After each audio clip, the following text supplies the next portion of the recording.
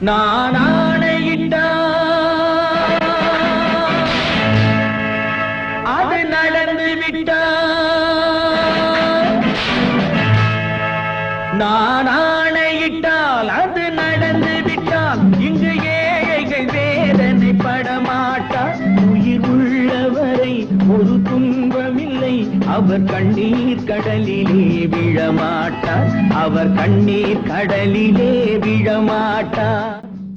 தமிழக வரலாற்றில் தனிமுத்திரை பதித்து இன்றளவும் புகழோடு மங்காமல் ஒளி வீசும் நட்சத்திரமாக ஜொலிப்பவர் எம்ஜிஆர். எம்ஜிஆர் என்ற மூன்றெழுத்து மந்திர வார்த்தை தமிழக மக்களை வளைத்து போட்டது என்றே சொல்லலாம். எம்ஜிஆர் என்ற மூன்றெழுத்து தமிழக மக்களின் நெஞ்சங்களில் என்றும் தனி இடத்தை பிடித்திருக்கிறது. மூன்றெழுத்தில் என் மூச்சிருக்கும், அது முடிந்த பின்னாலும் பேச்சிருக்கும். உள்ளம் என்றொரு ஊர் இருக்கும், அந்த ஊருக்குள் எனக்கு ஒரு பேர் இருக்கும்.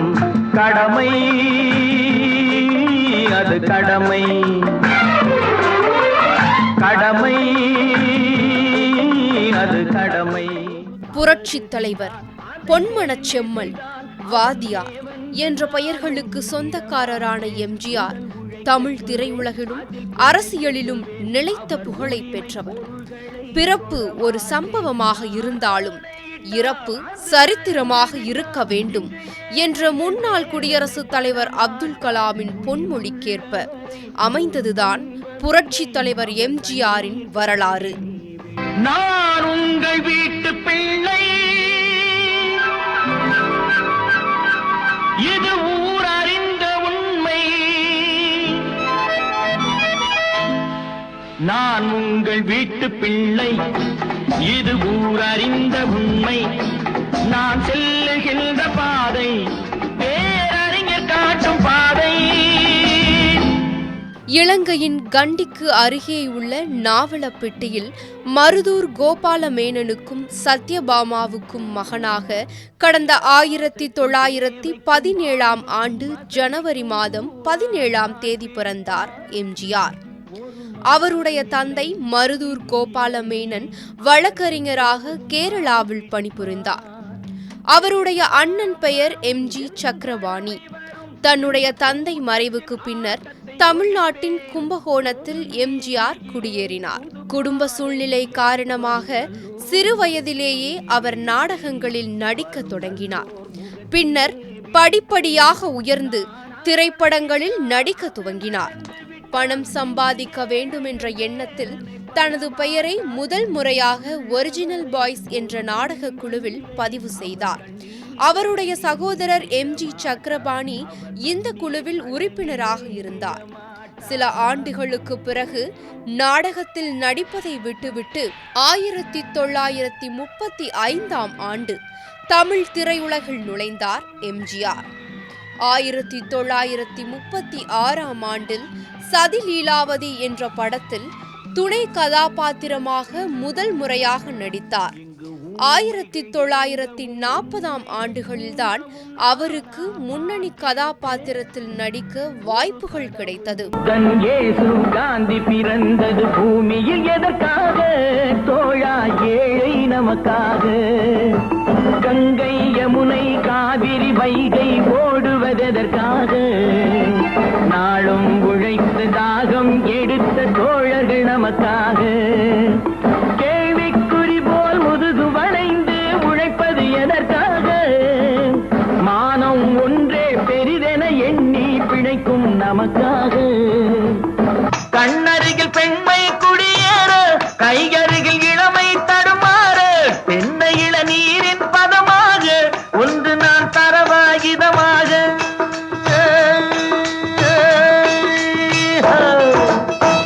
செங்கனியில் தலைவன் பசியார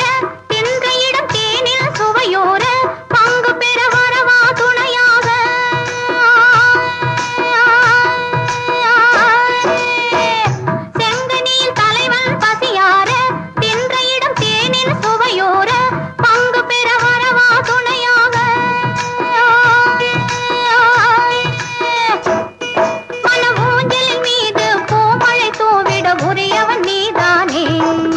எம்ஜிஆர் முறைப்படி பள்ளி கல்லூரிகளில் பெரிய படிப்பு படித்தவர் அல்ல.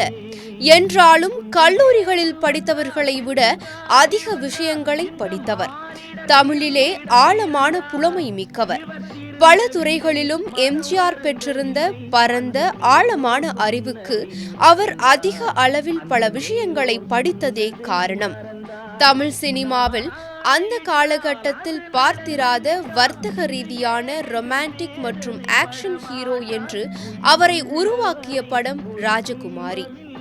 இது கலைஞர் கருணாநிதியால் எழுதி உருவாக்கப்பட்டது. 1947ஆம் ஆண்டில் ராஜகுமாரி திரைப்படம் தமிழக திரையரங்குகளில் வெளியிடப்பட்டது. 1956ஆம் ஆண்டில் எம்ஜிஆர் திரையுலகில் தயாரிப்பாளராகவும் இயக்குநராகவும் உருவெடுத்தார். ஆடாத மனமும் உண்டோ,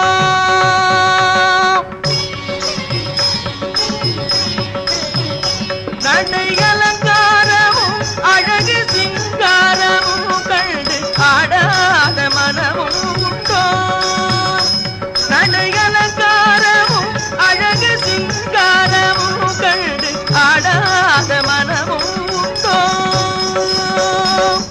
அவர் இயக்கிய முதல் படமான நாடோடி மன்னன் தமிழ்நாட்டில் பல திரையரங்குகளில் ஓடி பெரிய வெற்றி பெற்று தமிழ் ரசிகர்களின் மனதில் ஒரு அங்கீகாரத்தை பெற்றது.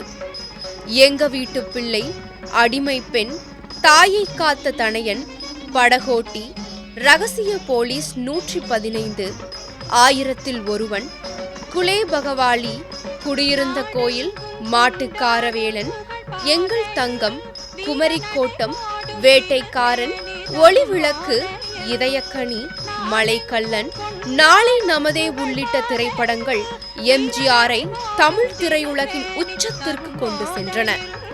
எம்ஜிஆரின் திரைப்படங்களில் இடம்பெற்ற பாடல்கள் உழைக்கும் மக்களுக்கு உற்சாகத்தையும் நம்பிக்கையையும் தரும் வகையில் அமைந்தன. குறிப்பாக அன்றாட தொழிலாளர்கள், கூலி விவசாயிகளுக்கு ஆறுதல் அளிக்கும் வகையில் அவரது பாடல்கள் இருந்தன. கடவுள் என்னும் முதலாளி கண்டெடுத்த தொழிலாளி விவசாயி, விவசாயி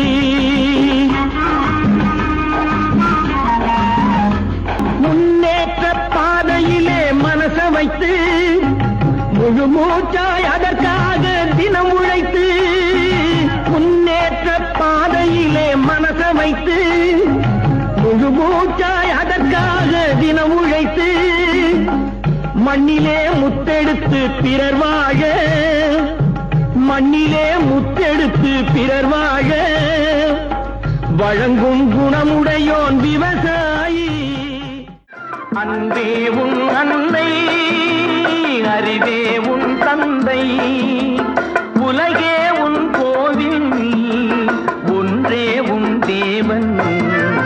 மூன்றெழுத்தில் என் மூச்சிருக்கும், அது முடிந்த பின்னாலும் பேச்சிருக்கும். உள்ளம் என்றொரு ஊர் இருக்கும், அந்த ஊருக்குள் எனக்கு ஒரு பேர் இருக்கும். படைத்தவன் மேல் பழியும் இல்லை, பசித்தவன் மேல் பாவம் இல்லை. கிடைத்தவர்கள் பிரித்து கொண்டார், உழைத்தவர்கள் தெருவில் நின்றார். பலர் வாட வாட சிலர் வாழ வாழ ஒருபோதும் தெய்வம் பொறுத்ததில்லை.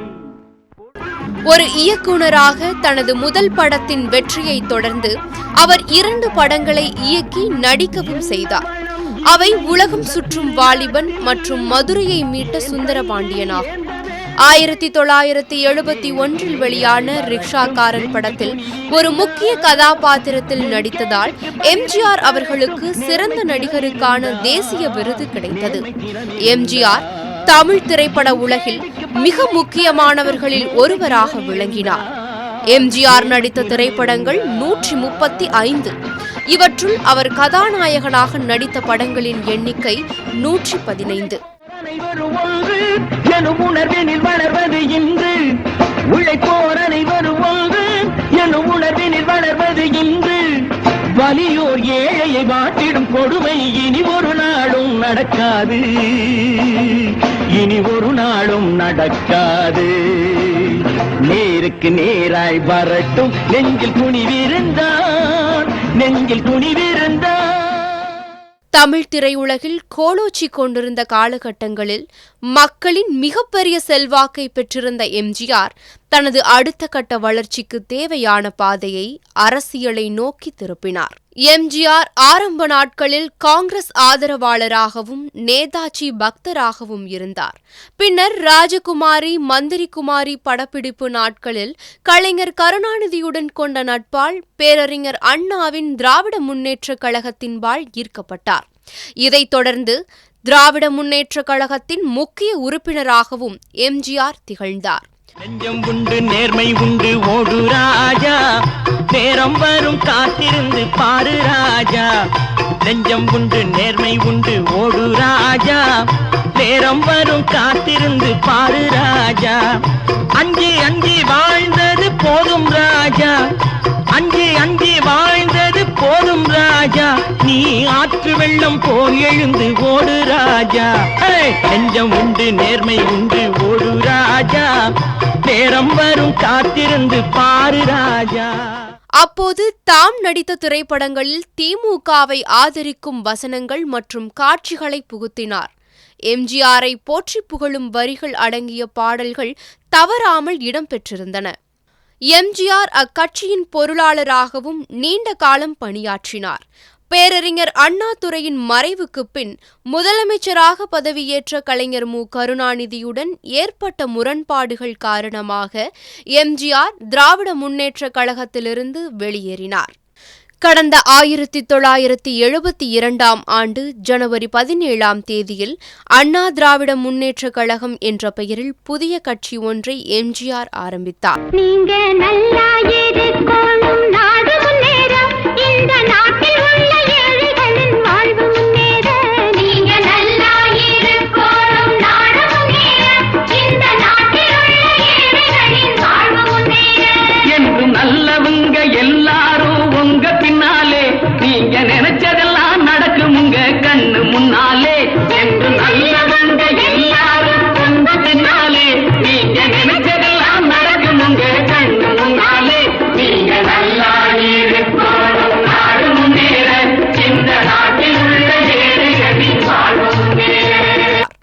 பின்பு அக்கட்சி அனைத்திந்திய அண்ணா திராவிட முன்னேற்றக் கழகமாக மாற்றப்பட்டது. தமது திரைப்படங்களில் அதிமுகவை ஆதரிக்கும் காட்சிகள், கொடிகள், வசனங்கள் மற்றும் பாடல்களை புகுத்தினார் எம்ஜிஆர். நீங்க நல்லா இருக்கணும், நாடு முன்னேற, இந்த நாடெங்கும் இல்லாமல் இல்லை என்றாக.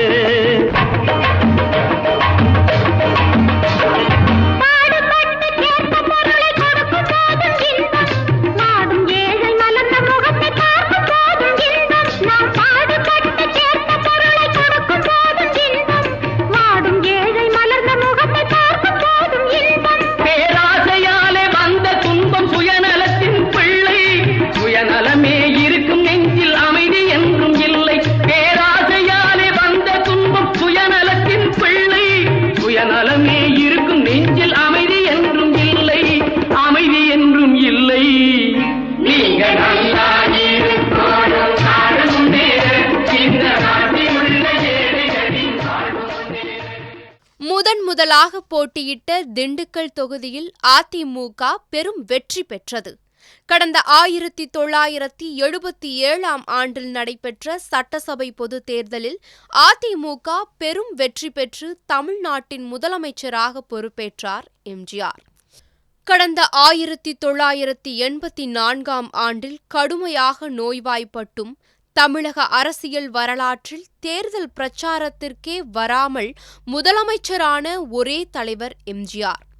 கடந்த 1984ஆம் ஆண்டில் எம்ஜிஆர் ஆட்சி காலத்தில் மதுவிலக்கு அறிமுகப்படுத்தப்பட்டது.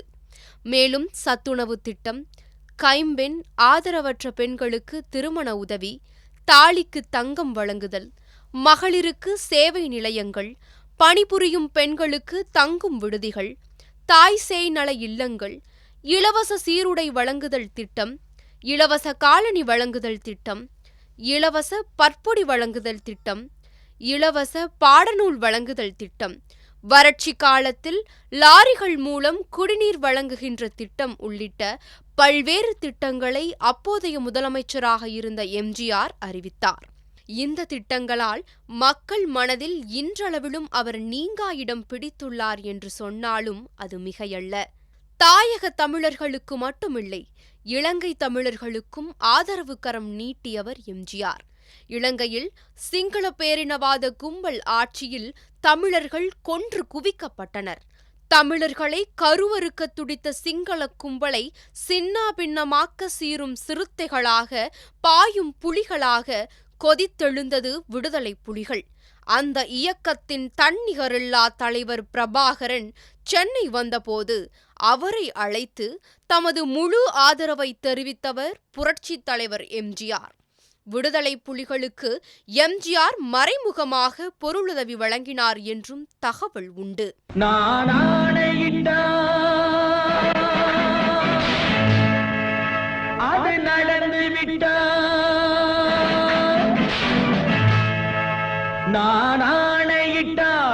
நடந்து விட்டால் இங்கு ஏழைகள் வேதனை படமாட்டார். உயிர் உள்ளவரை ஒரு துன்பமில்லை, அவர் கண்ணீர் கடலிலே விழமாட்டார். அவர் கண்ணீர் கடலிலே விழமாட்டார்.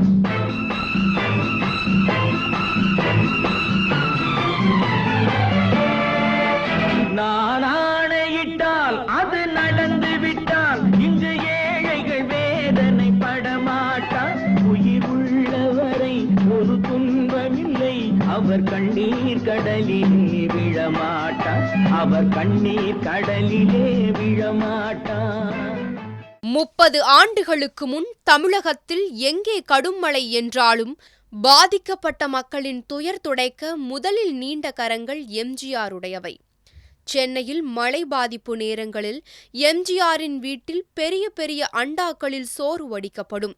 பொட்டலங்களாக கட்டி கொடுக்கப்பட்டால் அவை சூடு ஆறிவிடும் என்பதால் பாதிக்கப்பட்ட மக்கள் தங்கியிருக்கும் இடத்துக்கு வேன்களிலும் கார்களிலும் உணவு எடுத்து செல்லப்பட்டு சூடாக வழங்கப்படும். சில நேரங்களில் எம்ஜிஆரே சென்று பசியோடு இருக்கும் மக்களுக்கு உணவு பரிமாறியதாக செய்திகள் உண்டு.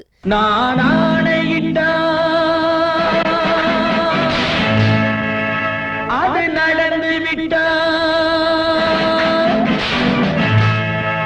நான் ஆணையிட்டால் அது நடந்து விட்டால் இங்கு ஏழைகள் வேதனை படமாட்டார். உயிர் உள்ளவரை ஒரு துன்பமில்லை, அவர் கண்ணீர் கடலிலே விழமாட்டார். அவர் கண்ணீர் கடலிலே விழமாட்டார். எம்ஜிஆர் முதலமைச்சராக இருந்தபோது மழை காரணமாக சென்னையில் ஏற்படும் வெள்ளப்பெருக்கை தடுக்க கூவம் நதியின் கரைகளை உயர்த்தி அதன் ஆழத்தை அதிகப்படுத்தி தூர்வார ஏற்பாடுகள் செய்தார். மழையால் வெள்ளம் ஏற்பட்ட போது முழங்கால் அளவு தண்ணீரில் நடந்து சென்று பாதிக்கப்பட்ட மக்களின் துயர் துடைத்தார். நான் உங்கள் வீட்டு பிள்ளை, இது ஊரறிந்த உண்மை. நான் செல்லுகின்ற பாதை பேரறிஞர் காட்டும் பாதை.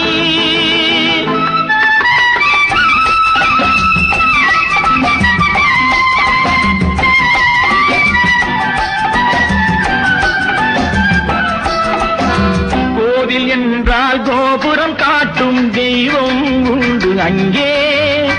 உள்ளம் என்றால் உயர்ந்து காட்டும் எண்ணம் வேண்டும் இங்கே. என்றால் கோபுரம் காட்டும் தெய்வம் உண்டு அங்கே.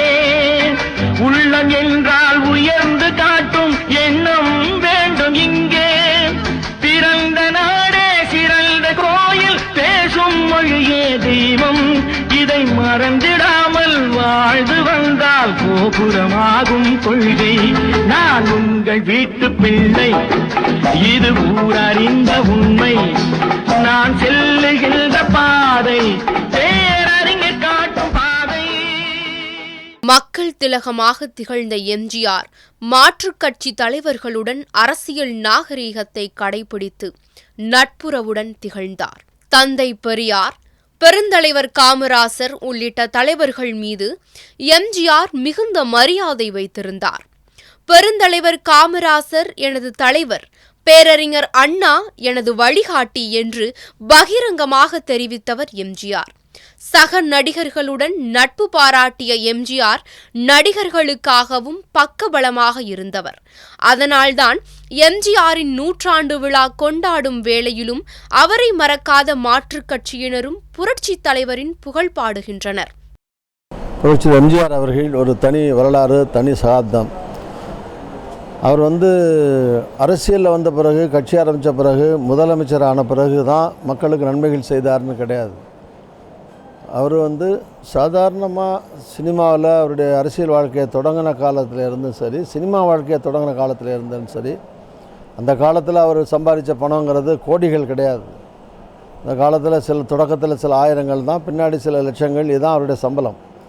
ஆனால் அந்த சம்பாதிக்கிற பணத்தில் பெரும் பகுதியை தமிழ்நாட்டில் மக்கள் வெள்ளம் பாதித்த போது, புயல் பாதித்த போது, வறட்சி வந்த போது, சைக்கிள் ரிக்ஷாக்களில் மழை காலத்தில், குளிர்காலத்தில் அவங்களுக்கு போட்டு கொடுக்குறது, இந்த மாதிரி எங்கேயாவது தனிப்பட்ட இடங்களில் தீ விபத்துகள், ஏதாவது பாதிப்புகள், மருத்துவ உதவிகள், அப்புறம் தேர்தல் நேரத்தில் அவர் இருந்த கட்சிக்கு தேர்தல் செலவுக்கான பணங்கள், இதெல்லாம் அவர் ஆட்சிக்கு வர்றதுக்கு முன்னால் ஒரு நடிகராக இருக்கும்போது தான் இருந்த திமுக வளர்கிறதுக்கும் சரி, அது மாதிரி மக்கள் கஷ்டப்படுற தன்னை ஆளாக்கி உருவாக்கிய மக்களுக்கும் சரி, தன்னுடைய உழைத்து கஷ்டப்பட்டு ரத்தம் சிந்தி வேர்வை சிந்தி உழைச்சி சம்பாதித்த பணத்திலிருந்து மக்களுக்கு அள்ளி தந்தவர். அதனால தான் புரட்சியாளர் எம்ஜிஆரை வள்ளல் என்று இப்போதும் மக்கள் பாராட்டுகிறார்கள்.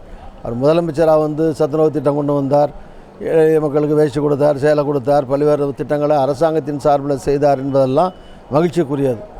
அது அரசாங்கத்திலிருந்து அவருடைய நல்ல மனதின் காரணத்தினாலே அரசை பயன்படுத்தி மக்களுக்கு செய்த காரியங்கள் இன்னும் மக்களுடைய இதயங்களில் இருக்கிறது. ஆனால் தனி மனிதருங்கிற முறையில் அவர் முதலமைச்சராக வர்றதுக்கு முன்னாலே செய்த அந்த நல்ல காரியங்கள், அந்த கொடைத்தன்மை, வள்ளல் தன்மை தான் மக்களாலே எப்போதும் அங்கீகரிக்கப்படுகிறது, ஏற்றுக்கொள்ளப்பட்டு பாராட்டப்படுகிறது. அப்படி தன்னுடைய வாழ்க்கையை தொடங்கி அதுக்கு பின்னால் முதலமைச்சராக வந்தார். முதலமைச்சராக எம்ஜிஆர் காலத்தில் பல்வேறு விதமான நிர்வாக சீர்திருத்தங்கள் கொண்டு வந்தார். அதுக்கு முன்னால் இன்றைக்கி ரெவன்யூ மாவட்டம் 32 மாவட்டம் இருக்குன்னா இதெல்லாம் காரணம் எம்ஜிஆர் காலத்தில் தான் அதிகமான புதிய மாவட்டங்கள் உருவாகினது. எம்ஜிஆர் காலத்தில் தான் அதிகமான பல்கலைக்கழகங்கள் உருவானது. அதுக்கு முன்னால் 2 பல்கலைக்கழகம் தான் இருந்தது. பல பல்கலைக்கழகங்களை பாரதியார், பாரதிதாசன், இப்படி எல்லார் பேர்லேயும் பல்கலைக்கழகங்களை பல பகுதியிலையும் அவர் தான் உருவாக்கினார். அது மாதிரி இன்றைக்கு இருக்கிற 500க்கும் மேற்பட்ட இன்ஜினியரிங் கல்லூரிகள், 500க்கும் மேற்பட்ட பாலிடெக்னிக் கல்லூரிகள், பல தனியார் மருத்துவக் கல்லூரிகள் எல்லாம் தமிழ்நாட்டில் கொண்டு வந்தது எம்ஜிஆர் தான். 10வது வகுப்போட SSLC முடித்த உடனே PUCக்கு காலேஜில் போய் படிக்கணும். காலேஜ் போய் படிக்கணும்னா அங்கேருந்து 50 கிலோமீட்டர் 100 கிலோமீட்டர் போகணும். ஏழைகளால் போக முடியாது, பெண்கள் அனுப்பப்பட மாட்டாங்க. அதனால் டைரெக்டாக படிக்கணும். மெடிக்கல் இன்ஜினியரிங் போகிறதுக்கு முன்னால் இந்த ப்ரீ யூனிவர்சிட்டி அப்படிங்கிற அந்த படிப்பை அபாலிஷ் பண்ணிவிட்டு மேல்நிலைப்பள்ளின்னு கொண்டு அங்கேயே கிராமங்கள்லேயே ஹையர் செகண்டரி ஸ்கூல்னு +2 வரைக்கும் படிக்கிற சூழ்நிலையை உண்டாக்கி வீட்டிலேருந்தே போய் ஸ்கூலில் படிச்சுட்டு அங்கேருந்தே காலேஜுக்கு மெடிக்கலோ இன்ஜினியரிங்கோ டிகிரி கோர்ஸோ போகலாம். அது மாதிரி இந்த மேல்நிலைப்பள்ளியை கொண்டு வந்தவர் ஏழைகளுடைய நலன் கருதி புரட்சி எம்ஜிஆர். இது மாதிரி பல்வேறு விதமான பணிகள், நிறையா சர்க்கரை ஆலைகள், நிறையா சிமெண்ட் ஆலைகள், அப்புறம் நான் தொழிலமைச்சராக இருந்தேன். அப்புறம் நிறையா பஞ்சு ஆலைகள், புது புது எலக்ட்ரானிக் ஆப்ரேஷன், எல்காட்டு, இது மாதிரி சால்ட் கார்பரேஷன், சிமெண்ட் கார்பரேஷன், நிறையா பல்வேறு விதமான காரியங்களை எம்ஜிஆர் ஆட்சி காலத்தில் அவர் முதலமைச்சராக இருக்கிற போது தமிழ்நாட்டுடைய நலன் கருதி செய்தார். அவர் உடல்நிலை சரியில்லாமல் இருந்து டாக்டர்லாம் நீங்கள் மக்களை சந்திக்காமல் இருங்க, கோட்டைக்கு போக வேண்டியதில்லை, பார்ட்டி ஆஃபீஸில் போய் மனுக்கள் வாங்க வேண்டியதில்லை. அதே மாதிரி மக்களை சந்திக்க மாவட்டங்களில் சுற்றுப்பயணம் போயிட்டு இருந்தார். அது நிறையா இன்ஃபெக்ஷன் ஆகும் அப்படின்னு சொன்னாங்க. சொன்னார், அப்படி இருந்தால் நான் எத்தனை வருஷம் உயிரோடு இருப்பேன்னு கேட்டார் டாக்டர்கள்ட்ட. அப்படி இருந்தால் நீங்கள் பல வருஷம் இருக்கலான்னாங்க. மக்களை பார்க்காம பல வருஷம் இருக்கிற காட்டிலும் நான் எவ்வளோ முடியுதோ மக்களோடவே இருந்து சீக்கிரமாக இறந்து போனாலும் அதை பற்றி கவலைப்படலேன்னு சொல்லி அவர் மருத்துவமனையிலேருந்து அமெரிக்காவில் வந்த பிறகு அந்த 2 வருஷம் பேச முடியாத நிலையிலையும் தமிழ்நாடு சுற்றுப்பயணம் பண்ணிட்டு இருந்தார். அவரோட கூட போனோம். திண்டுக்கல் மாவட்ட தொடக்க விழா அவருடைய தொகுதியில் நிகழ்ச்சி, லட்சக்கணக்கான மக்கள் கூடியிருக்காங்க. அவர் பேசுறது கஷ்டப்பட்டு சிரமப்பட்டு பயிற்சி எடுக்கிற மாதிரி வாய்ச்சி ட்ரைனிங் எடுக்கிற மாதிரி எடுத்துகிட்டே போவார். அங்கே போய் பேச ஆரம்பிப்பார். அவர் பார்த்தோன்னா மக்கள்லாம் சத்தம் போடுவாங்க, வேணாம் பேச வேணாம், கஷ்டப்படாதீங்க, உங்களை பார்த்ததே போதும், பேச வேண்டியதில்லை அப்படின்னு ஒரே பேச முயற்சி பண்ணாலும் இதுவரைன்னு ஆரம்பித்தார்னா இல்லை மக்கள் ஒரே சத்தம், போதும் பார்த்ததே போதும்பாங்க. ஸோ ஸோ அது மாதிரி அவர் மேலே நேசிக்கப்பட்ட ஒரு தலைவர் வந்து ஒரு முதலமைச்சர் எங்கும் இருந்திருக்க வாய்ப்பே கிடையாது. உலக அளவில் அந்த மாதிரி ஒரு அவர் காரணம் அவருடைய மனித நேயம். இந்த மாதிரி ஒரு முதலமைச்சராக இருக்கும்போது எங்கேயும் எனக்கு தெரிய ஒரு சென்ட் இடம் வாங்கலை, ஒரு வீடு வாங்கலை, ஒரு கார் வாங்கலை. ஸோ அது மாதிரி வந்து ஒரு மக்களுக்காக வாழ்ந்தார். மக்கள் இதயங்களினால்தான் இன்னமும் எம்ஜிஆர் வாழ்ந்து கொண்டிருக்கிறார். அவருடைய நூற்றாண்டு விழா இது. இந்த நூற்றாண்டு விழாவில் எம்ஜிஆரை நேசிக்கிறவங்கிறவங்க வந்து அதிமுக மட்டும்தான் இருக்காங்கன்னு இல்லை. அதிமுகலையும் இருக்காங்க, திமுகலையும் இருக்காங்க, காங்கிரஸில் இருக்காங்க, விடுதலை சிறுத்தைகள் இருக்கலாம், கம்யூனிஸ்டில் இருக்கலாம். எம்ஜிஆர் அவருடைய நல்ல சிறப்பு அம்சங்களை விரும்பக்கூடியவர்கள் பல்வேறு கட்சியிலையும் இருக்கக்கூடிய தலைவர்களாக இருக்கட்டும், தொண்டர்களாக இருக்கிறாங்க. ஸோ எம்ஜிஆருடைய புகழ் பெருமைகள் வந்து நிலைக்கிற விதத்தில் அரசாங்கம் வந்து இந்த அரசாங்கம் வந்து எம்ஜிஆருடைய பின்னணி, அவருடைய ஓட்டு வங்கி, அவருடைய பேர், அவருடைய புகழ், அவருடைய செல்வாக்கு, அவர் போட்டு தந்த அஸ்திவாரம், அதில் தான் இந்த கட்சி ஆட்சியெல்லாம் நடக்குது. இவர்கள் அவருடைய பேர் நிரந்தரமாக இருக்கிறதுக்காக ஏதாவது செய்யணும்னா என்னை பொறுத்த வரைக்கும் பெர்மனண்ட்டாக இன்றைக்கு மக்களுடைய சுகாதாரம் வந்து இந்திய நாட்டில், குறிப்பாக தமிழ்நாட்டில் ரொம்ப மோசமாக இருக்குது. எல்லோரும் தனியார் மருத்துவமனைகள் வந்து போக வேண்டிய சூழ்நிலை கட்டாயம் இருக்குது. ஸோ தனியார் மருத்துவமனைகளில் லட்சக்கணக்கில் வந்து சிகிச்சைக்காக செலவு செய்ய வேண்டியிருக்கிறது. அதனால் ஏழைகள் நிறையா இருக்கிற கிராமப்புறத்தில் ஆதிராவிட பெருமக்களோ, கிராமத்தில் விவசாய பெருமக்களோ, விவசாய தொழிலாளிகளோ, மிக பின்தங்கிய மக்களோ, இந்த மாதிரி இருக்கிற மக்கள் வந்து சிறுபான்மை மக்களோ, இவங்கெல்லாம் வந்து வியாதி இருக்கிறது தெரிஞ்சால் கூட ஏழை எளியவங்க என்ன நினைக்கிறாங்கன்னா, இதுக்கு போய் 4 லட்சம் 5 லட்சம் குடும்பத்தில் நாம் செலவு பண்ணி நம்ம பிள்ளைங்கள நஷ்டத்துலையும் கஷ்டத்துலையும் கடன்லையும் விட்டு போகிறதா, அதுக்கு பதிலாக பரவாயில்ல ஹார்ட் ப்ராப்ளம் இருந்தாலும் நம்ம செத்து போவோம், அதனால் 5 லட்சத்தை பிள்ளைக்கு கடனை விட்டு போகக்கூடாதுன்னு நினைக்கிறாங்க. அதனால் வியாதிகள் தெரிஞ்சும் கூட வைத்தியத்துக்கு வசதி இல்லாமல் இறந்து போகிறாங்க. துர்பாக்கியமான நிலை பல இடங்களில் இருக்குது. தான் யதார்த்தமான உண்மை. எல்லோரும் போய் அப்பல்லோவில் சிகிச்சை பண்ண முடியாது, அப்பல்லோவில் ரூமில் தங்கி வைத்தியம் பார்க்க முடியாது. ஸோ அதுக்கு என்ன பண்ணணும், அரசாங்க மருத்துவமனைகளை பலப்படுத்தணும். மாவட்டந்தோறும் இருக்கிற மருத்துவமனைகளில் ஹார்ட் ஆப்ரேஷனுக்கான வசதி இருக்கணும். தாலுக்கா லெவலில் இருக்கிற கவர்மெண்ட் ஹாஸ்பிட்டலில் டயாலிசிஸ் சென்டர் இருக்கணும்.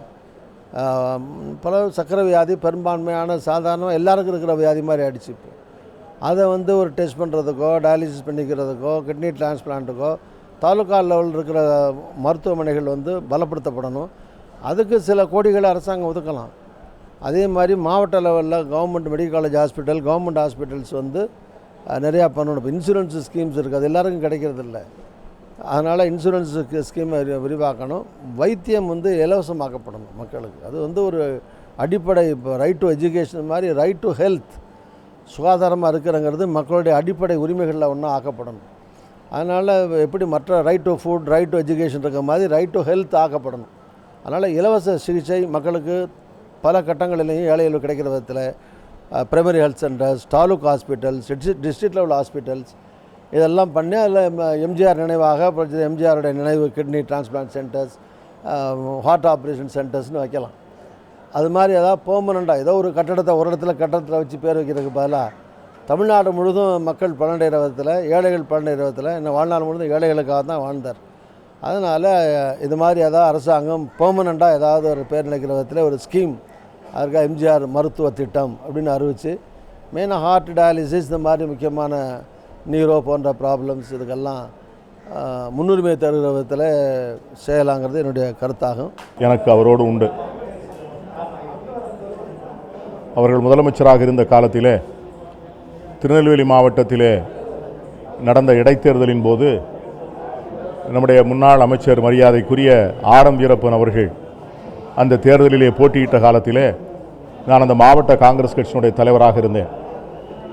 அந்த தேர்தல் பிரச்சாரத்திற்காக அமரர் எம்ஜிஆர் அவர்கள் அங்கே வந்தபோது மரியாதைக்குரிய மக்கள் தலைவர் ஐயா மூப்பனார் அவர்கள் என்னை அவரிடம் எங்களது மாவட்ட தலைவர் என்று அறிமுகப்படுத்தி வைத்தார்.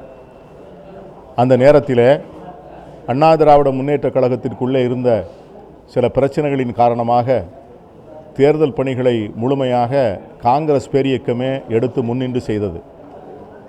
மறைந்த முன்னாள் சட்டப்பேரவை தலைவர் ஐயா சபாநாயகர் செல்லப்பாண்டியன் அவர்கள் தலைமையிலே அமைக்கப்பட்ட அந்த தேர்தல் குழுதான் அமைச்சர் ஆரம் வீரப்பன் அவர்களுடைய தேர்தலை முழுமையாக திருநெல்வேலி சட்டமன்ற தொகுதியிலே நடத்தியது.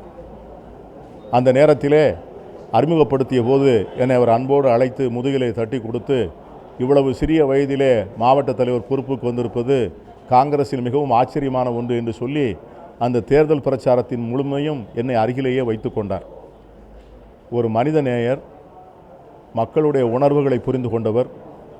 இவர் எல்லாவற்றிற்கும் மேலாக தமிழகத்தினுடைய ஏழை மக்களுக்கு மிக நெருக்கமாக தொடர்ந்து தன்னை அடையாளப்படுத்திக் கொள்வதிலே மிகப்பெரிய வெற்றி கண்ட ஒரு மனித விஞ்ஞானி அவர் என்றே நான் சொல்லுவேன்.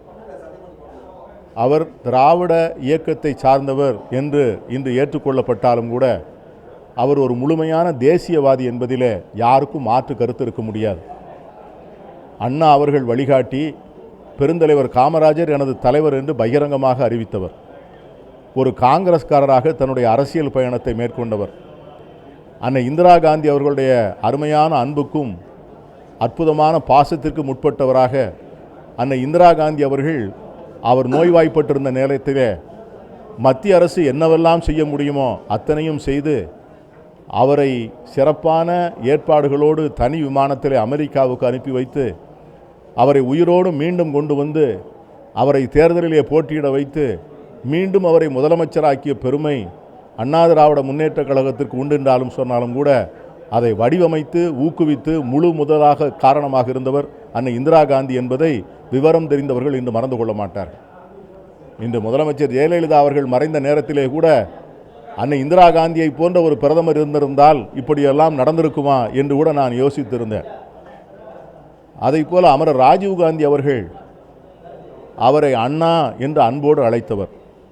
ராஜீவ்காந்தி அவர்கள் உணர்ச்சி வசப்பட்டு அவருக்கு ஒரு கடிதம் எழுதியிருந்தார், என் அன்புக்குரிய சகோதரரே என்று சொல்லி எம்ஜிஆர் அவர்களுக்கு. அந்த கடிதத்தை இந்த மண்ணில் அவர் மறைகின்ற வரை தன் தலையின் அணைக்கு கீழே வைத்திருந்த ராஜீவ்காந்தியின் மீது, அன்னை இந்திரா காந்தியின் மீது, பெருந்தலைவர் காமராஜரின் மீது, தேசிய பற்றுள்ள காங்கிரஸ் பேரியக்கத்தின் மீது நிறைந்த மதிப்பு மரியாதையும் வைத்திருந்த அமரர் எம்ஜிஆர் அவர்களை நாங்களும் மறக்கவில்லை, நன்றியோடு நினைத்து கொண்டுதான் இருக்கிறோம். வாழ்க அவரது புகழ். புரட்சி தலைவர் என்று எல்லோராலும் போற்றப்பட்ட எம்ஜி ராமச்சந்திரன் அவர்கள் என்னோடு நெருங்கிய தொடர்பு இருந்தவர். அப்போது தேர்தலை பொறுத்தவரையிலே கூட அவரோடு நான் நடத்தி கொண்டிருந்த தனி அமைப்பு கூட்டணி அமைத்து 10 தொகுதிகளையும் ஒரு மேலவை உறுப்பினர் பதவியையும் அவர் எங்களுக்கு ஒதுக்கி தந்தார். அந்த 10 இடங்களிலே 6 இடங்களிலே நாங்கள் வெற்றி பெற்றோம். மரியாதைக்குரிய எம்ஜிஆர் அவர்கள் ஆண்டு கொண்டிருந்த நேரத்திலே தான் ராமநாதபுரம் மாவட்டம் பிரித்து காமராஜ் மாவட்டமாக அழைக்கப்பட வேண்டும் என்று சொல்லுகின்ற விழா நடந்தது. அந்த விழாவிலே நானும் கலந்து கொண்டு விவசாயிகளுக்கு இலவச மின்சாரம் கொடுக்க வேண்டும், அவர்கள் கிணற்றிலிருந்து தண்ணீர் எடுத்து இறைப்பதற்கு நீங்கள் இலவச மின்சாரம் கொடுக்க வேண்டும் என்று சொன்னதை ஏற்று 5 ஏக்கர் புஞ்சைக்கும் 2.5 ஏக்கர் நஞ்சைக்கும் முதலாக விவசாயிகளுக்கு இலவச மின்சாரம் கொடுத்தவர் மரியாதைக்குரிய புரட்சி தலைவர். அதைப்போலே நான் திருவெற்றியூர் சட்டமன்ற உறுப்பினராக இருந்தபோது ஒரு மீனவ குழந்தை இறந்து போக அந்த குழந்தையை சுடுகாட்டுக்கு எடுத்து செல்லுகின்ற பாதையை ஒரு பெரிய நிறுவனம் அடைத்து தடுத்து நிறுத்திவிட்டது. நான் அந்த பாதை திறந்து அந்த மீனவ குழந்தையினுடைய இறுதிச் சடங்கு நடத்துவதற்கு வழிகாண வேண்டும் என்று உண்ணா நோன்பு இருந்தேன். இதை அறிந்த முதல்வர் உடனடியாக புறப்பட்டு வந்து என் பக்கத்திலே அமர்ந்து பாதை திறப்பது வரை நான் குமரி அனந்தனோடையே இருப்பேன் என்று சொன்னதை இன்று வரை நான் பசுமையாக நெஞ்சத்தில் வைத்திருக்கிறேன்.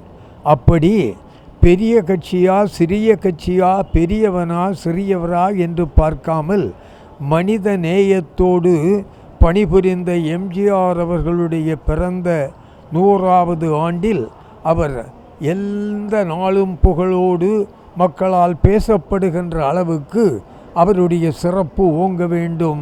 வாழ்க எம்ஜிஆரினுடைய புகழ். நன்றி மறக்காத அதிமுகவினரும் எம்ஜிஆரின் சேவைகளை பாராட்டி மகிழ்கின்றனர். அவரை போன்று இனி ஒரு தலைமை கிடைக்காதா என்று ஏங்குகின்றனர். புரட்சித் தலைவர் எம்ஜிஆர் அவர்கள் பிறந்து வருகிற ஜனவரி 17, 2017 100 ஆண்டுகள் நிறைவடைகிறது. இந்த 100 ஆண்டு கால சாதனையாக சொல்வதென்றால் அவர் தமிழகத்திலே ஆட்சி செய்த காலங்கள் ஒரு பொற்காலம் என்று சொல்லலாம். அவர் சிறு வயதில் நாடகங்களிலும் திரைப்படங்களிலும் நடிக்க தொடங்கியது முதல் மனிதாபிமானத்தோடு அத்திரைப்படத் துறையாக இருந்தாலும் சரி, நாடகத்துறையில் இருந்தாலும் சரி, அவருக்கு கிடைக்கக்கூடிய சொற்ப ஊதியத்தில் கூட மனிதாபிமானத்தோடு பலருக்கு உதவி செய்திருக்கிறார்கள்.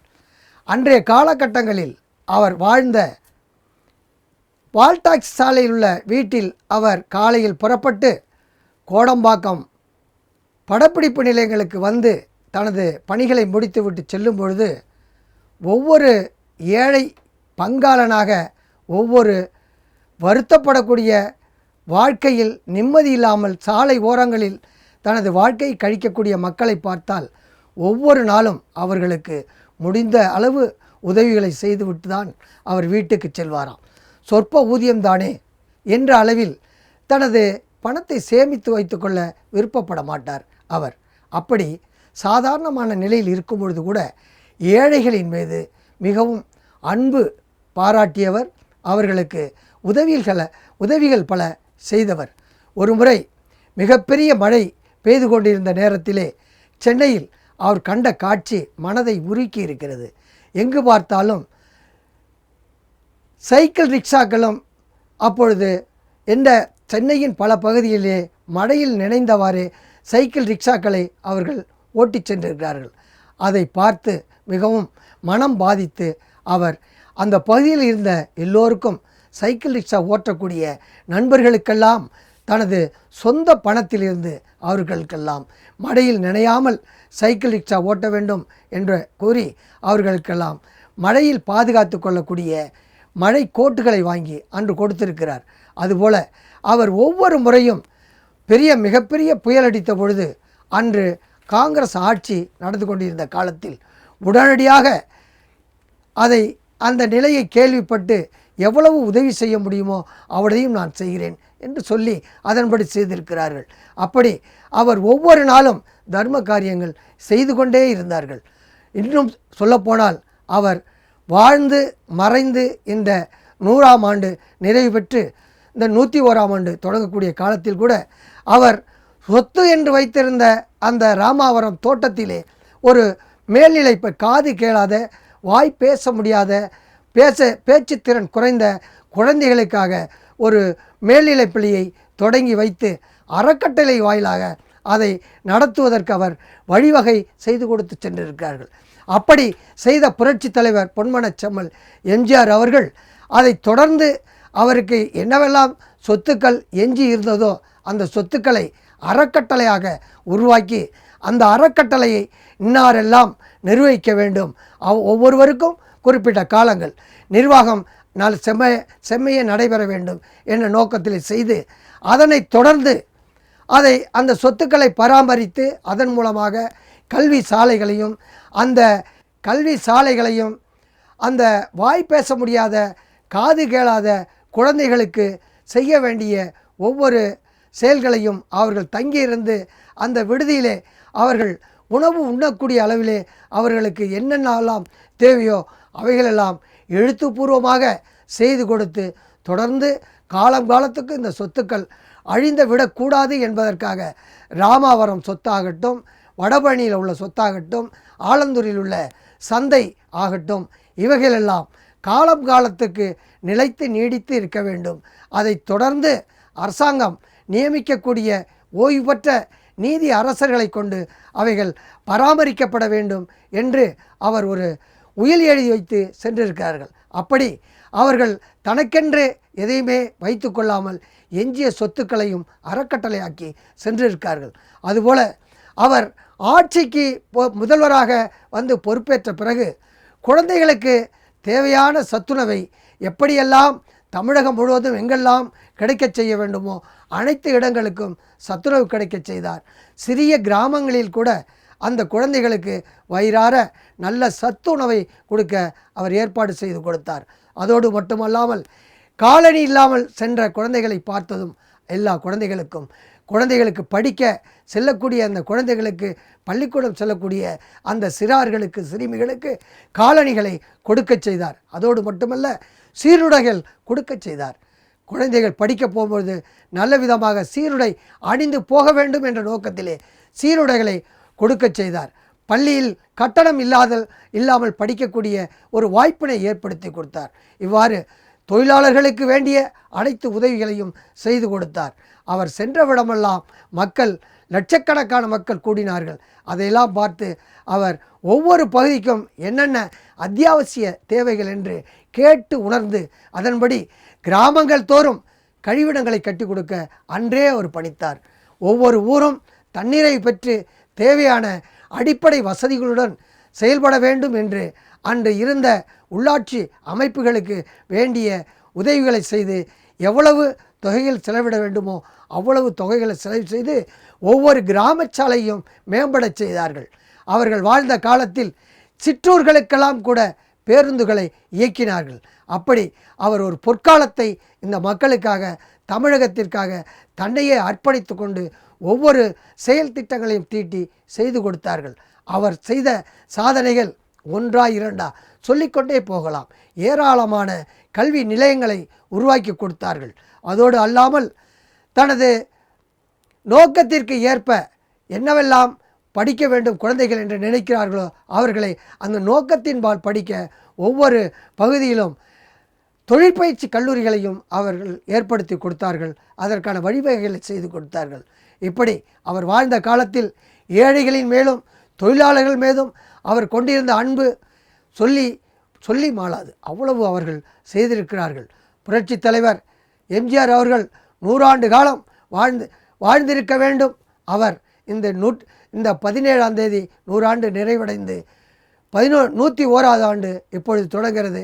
அவர் ஏற்படுத்தி வைத்த ஆட்சி இன்றும் செயல்பட்டு கொண்டிருக்கிறது. அவர் ஏற்படுத்தி வைத்த கழகம் இன்று மிகப்பெரிய அளவிலே வளர்ச்சி அடைந்து சுமார் இன்று 1.5 கோடி மக்கள் 1.5 கோடி தொண்டர்கள் இருக்கக்கூடிய மாபெரும் இயக்கமாக அகில இந்திய அதிமுகவை அவர் தொடங்கி வச்சு இன்றைக்கி 1.5 கோடி மக்களுக்கு மேல் இந்த இயக்கத்திலே பங்கு பெற்று செயலாற்றி கொண்டிருக்கக்கூடிய சூழ்நிலையும் இன்று பாராளுமன்றத்திலே மிகப்பெரிய ஒரு கட்சியாக 3வது இடத்திலே 50 பாராளுமன்ற உறுப்பினர்களை கொண்டு செயல்படக்கூடிய ஒரு வாய்ப்பினையும் அவர் தொலைநோக்கு திட்டத்தோடு அன்று ஏற்படுத்திய இந்த இயக்கமானது இன்று பல்கி பெருகி வளர்ந்து மிகப்பெரிய அளவிலே இன்றும் ஆட்சி செய்யக்கூடிய ஒரு நிலையிலே நாம் இன்று கண்டு கொண்டு இருக்கிறோம். நான்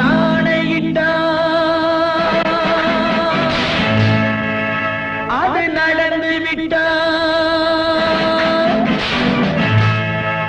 நான் ஆணையிட்டால் அது நடந்து விட்டால் இங்கு ஏழைகள் வேதனை படமாட்டார்.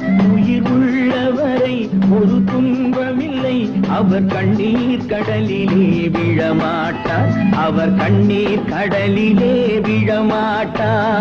1977ஆம் ஆண்டு ஆகஸ்ட் மாதம் 15ஆம் தேதி செயின்ட் ஜார்ஜ் கோட்டையில் சுதந்திர தினத்தன்று மக்கள் திலகம் தேசிய கொடியை ஏற்றினார். இதைத் தொடர்ந்து 1987ஆம் ஆண்டு வரை இந்த தேசிய கொடியினை 10 ஆண்டு காலமாக ஏற்றி வந்தார் என்பது பெருமைக்குரிய தகவல். இந்த 10 ஆண்டு கால கட்டத்தில் தமிழக மக்களுக்கு எப்படி ஆட்சி நடத்தினார் என்பது மக்கள் அறிந்த விஷயமே. மக்கள் திலகம் எம்ஜிஆர் முப்பிறவி எடுத்தவர், 3 முறை அரசு ஆட்சி சிம்மாசனத்தில் அமர்ந்தவர். எம்ஜிஆருக்கு சிறுநீரக பிரச்சனைகள் இருந்தது. சிறுநீரக கோளாறு காரணமாக 1984ஆம் ஆண்டு அக்டோபரில் அமெரிக்காவின் புரூக்ளின் நகரில் உள்ள டவுன்ஸ்டேட் மருத்துவமனையில் அனுமதிக்கப்பட்டார். அதே ஆண்டு சிறுநீரக மாற்று சிகிச்சை மேற்கொண்டார். இறுதியாக 1987 ஆண்டில் நோய்வாய்ப்பட்டார். டிசம்பர் 24 1987 ஆண்டில் இயற்கை எய்தினார். எம்ஜிஆருடைய மரணம் தமிழ்நாட்டில் பெரும் கொந்தளிப்பை ஏற்படுத்தியது. கட்டுக்கடங்காத மக்களையும் அதிக அளவில் போராடி உயிரிழந்த உணர்ச்சி தமிழர்களையும் நிர்வகிக்க தமிழக அரசும் காவல்துறை அதிகாரிகளும் கடுமையாக போராடினர். அவரது இறுதி ஊர்வலத்திற்கு கூடிய கூட்டத்தால் சென்னை குலுங்கியது என்றே சொல்லலாம். உண்மை என்பது என்றும் உள்ளது தெய்வத்தின் மொழியாகும். நன்மை என்பது நாளை வருவது நம்பிக்கை ஒளியாகும்.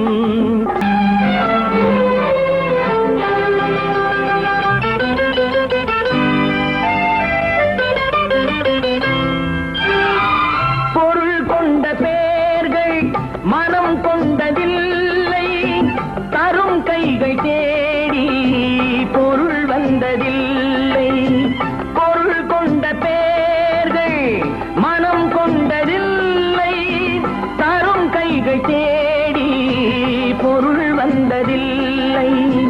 மனம் என்ற கோயில் திறக்கின்ற நேரம் அழைக்காமல் அங்கே தெய்வம் வந்து சேரும்.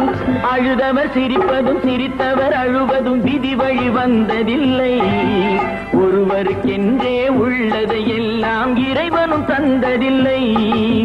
புத்தன் இயேசு காந்தி பிறந்தது பூமியில் எதற்காக தோழா? ஏழை நமக்காக. கங்கை யமுனை காவிரி வைகை ஓடுவதற்காக. நாளும் உழைத்து தாகம் எடுத்த தோழர்கள் நமக்காக. பெரும் சபைகளில் நீ நடந்தால் உனக்கு மாலைகள் விழ வேண்டும். ஒரு மாற்று குறையாத மன்னவன் இவன் என்று போற்றி புகழ வேண்டும். மாபெரும் சபைகளில் நீ நடந்தால் உனக்கு மாலைகள் விழ வேண்டும். ஒரு மாற்று குறையாத மன்னவன் இவன் என்று போற்றி புகழ வேண்டும்.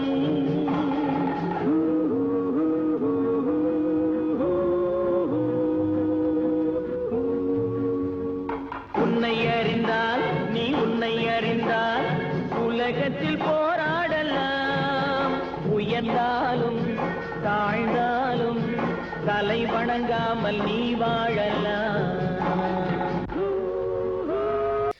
அவரது சத்யா ஸ்டுடியோ இப்போது ஒரு பெண்கள் கல்லூரியாக உள்ளது. சென்னை தீநகர் பகுதியில் உள்ள அவரது வீட்டை தமிழக அரசு நினைவு இல்லமாக மாற்றி பராமரித்து வருகிறது. எம்ஜிஆருக்கு பாரத ரத்னா விருதை மத்திய அரசும் அண்ணா விருதை தமிழ்நாடு அரசும் வழங்கி கௌரவித்தன. அமெரிக்கா அரிசோனா பல்கலைக்கழகம், சென்னை பல்கலைக்கழகம் ஆகியவை இணைந்து எம்ஜிஆருக்கு சிறப்பு முனைவர் பட்டம் அளித்தன. ஆனால் அந்த பட்டத்தை அவர் ஏற்க மறுத்துவிட்டார். நாடாளுமன்ற வளாகத்தில் எம்ஜிஆருக்கு சிலை நிறுவி மத்திய அரசு அவரை கௌரவித்துள்ளது. இன்றளவும் எம்ஜிஆர் தாம் நடித்த திரைப்படங்களுக்காக மட்டுமின்றி தம் ஆட்சி காலத்தில் செயல்படுத்திய பல மக்கள் நல்வாழ்வு திட்டங்களுக்காகவும் மிகவும் போற்றப்படுகிறார். அவற்றுள் மிக முக்கியமானது பள்ளி மாணவர்களுக்காக அவர் கொண்டு வந்த சத்துணவு திட்டமாகும். அவர் இந்த உலகத்தை விட்டு மறைந்தாலும் அவர் செய்த தொண்டுகளும் அவரின் கொள்கைகளும் இன்னும் மறையவில்லை. நான் ஆணையிட்டால் அது நடந்து விட்டால். நான் ஆணையிட்டால் அது நடந்து விட்டால். இங்கு ஏழைகள் வேதனை படமாட்டார். உயிர் உள்ளவரை ஒரு துன்பமில்லை. அவர் கண்ணீர் கடலிலே விழமாட்டார். அவர் கண்ணீர் கடலிலே விழமாட்டார். நான் ஆணையிட்டால் அது